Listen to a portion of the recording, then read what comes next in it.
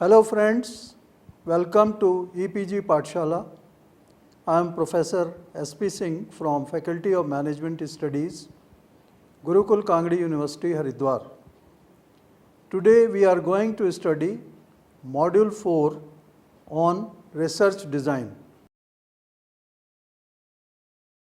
After you have finished this module, you will be able to understand the nature of research design, know the purposes of research design, comprehend types of research design.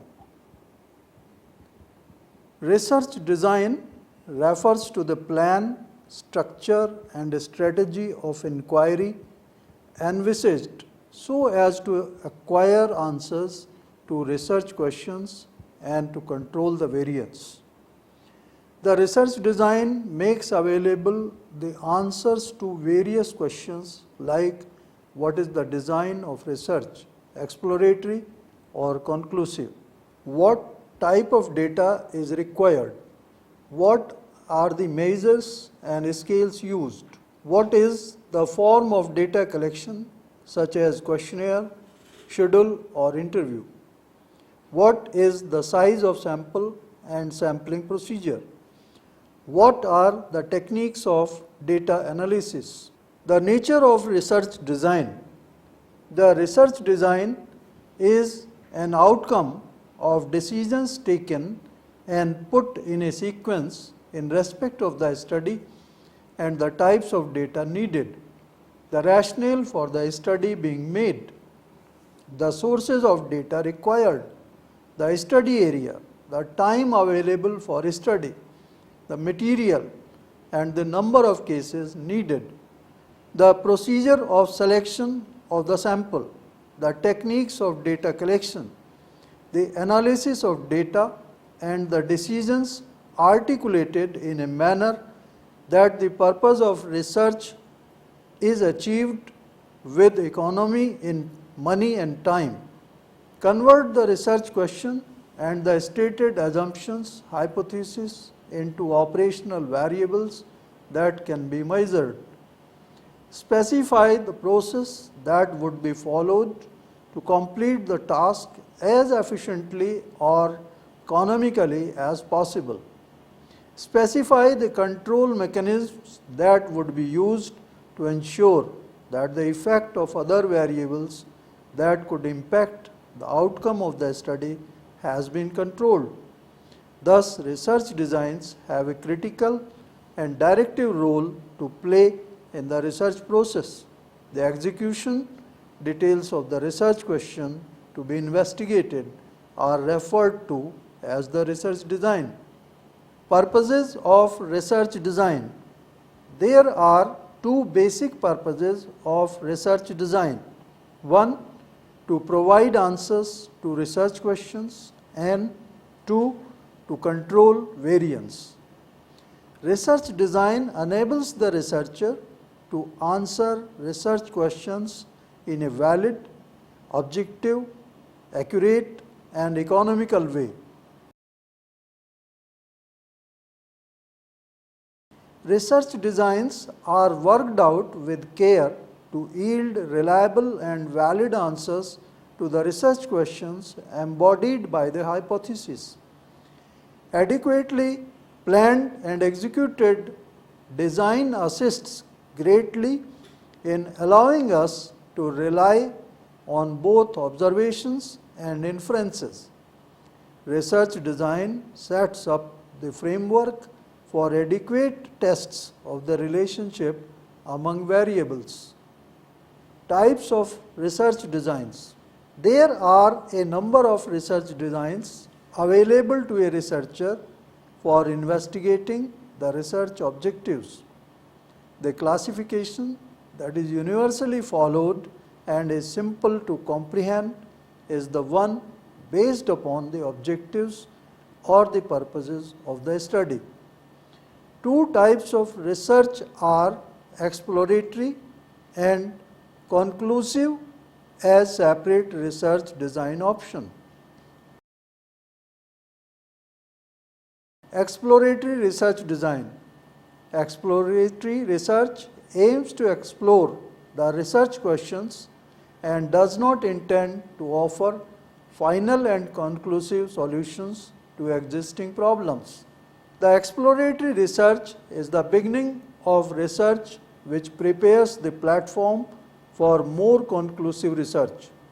It helps in establishing the research design, sampling procedures, and determining data collection method.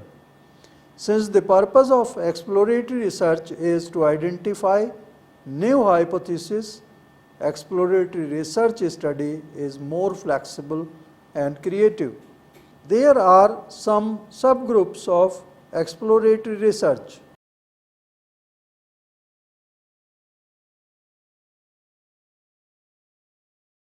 Researcher leads and examines the topic to obtain additional information.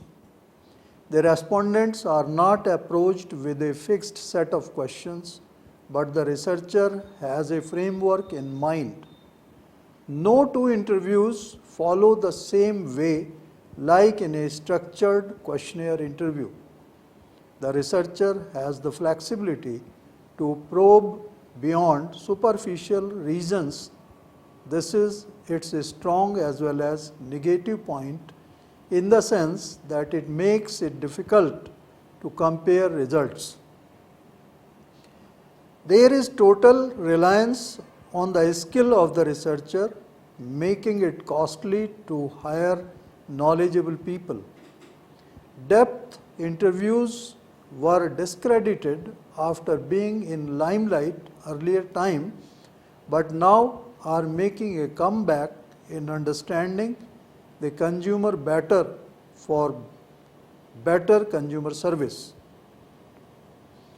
The direct questions to respondents about attitudes and motives seldom elicit useful information. The interviewer in-depth interviews tries to influence respondents to talk without restraint about the subject of interest, to put respondents comfortably to express his ideas on the subject. The in-depth interviews provide information that would not be elicited in a normal interview. Since no two interviewers proceed in exactly the same way, it is difficult to compare results. Focus group interviews. The discussion is directed from the generic product class to the product specific class to the specific brand under study. The interviews are usually recorded so that the researcher may not lose information while keeping the discussion on the track. Reports on the basis of focus groups conventionally may consist of direct quotations drawn from the interview session, which can be highly useful and stimulating to people. The guiding principle in selecting samples for focus groups is not to use single focus groups, but to have running groups until the researcher ceases to get more information. Projective techniques. The projective techniques require the respondents to project themselves into a specific situation and express different images they may have to competitive brands of a given product. A respondent may be inquired to associate a brand and a person's image or required to reverse the roles. The projective techniques are employed for making the respondents reveal more responses than appear to be revealing their feelings. If brand X were a laptop, what would it be? If brand Y were a camera, which one might it be?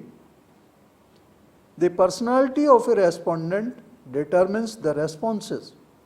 Every person has some individual traits termed as basic personality, which is very stable and difficult to change. These personality characteristics are the outcome of an individual's biological structure. A moderator should keep in mind that it is not possible to predict an individual's purchase behavior based on the personality only. Case analysis. Case analysis is basically of non-scientific nature and has drawn certain doubts.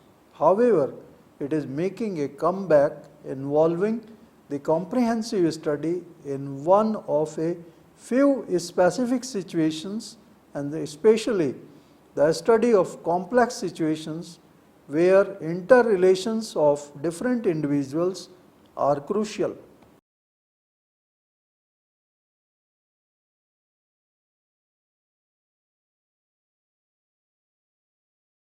Case research is employed to enhance understanding rather than being merely a quantitative exercise. It asks for a rare mix of judgment for selecting cases and insight for analyzing and interpreting them. Conclusive research. When a manager has to select one from different alternative courses of action, conclusive research provides him information that helps him to evaluate various alternatives and choose among them a particular course of action. Formal research procedures are the major characteristics of conclusive research. Conclusive research studies can be categorized as descriptive or experimental. Descriptive research. Descriptive research generally describes the characteristics of respondents with demographic, socioeconomic, geographic, psychographic, and benefit sort. Descriptive studies can also delineate buyer perceptions of brand, audience profiles for media types with TV, radio, newspapers, journals and magazines, etc. A statement of the research problem, objectives of research, and need of detailed information needs are the major characteristics of an effective descriptive research. The survey research design is often used in descriptive research, including a cross-sectional research design which collects data on few factors from a number of cases at a time. Descriptive research focuses on categories, average, percentages, dispersion, and other sophisticated procedures rather than on individual cases. Causal methods answer questions such as why do events happen under certain circumstances. In ex post facto research design, a researcher interviews respondents or observes the event occurring or events that have occurred. Experimental studies involve the intervention of researcher beyond mere measurement. The common intervention of the research consists in manipulating a variable and then observing the effects of the subjects under study. The researcher manipulates the independent or explanatory variable and then observes the effect of the intervention. There is at least one explanatory variable and one dependent variable in a causal relationship.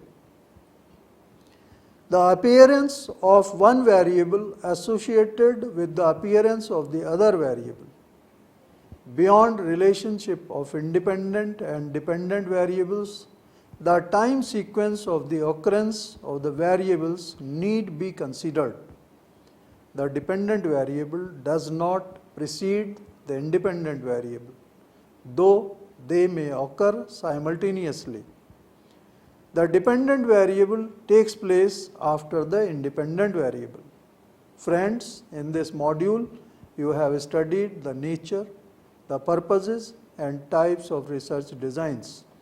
Thanks for visiting EPG Pathshala.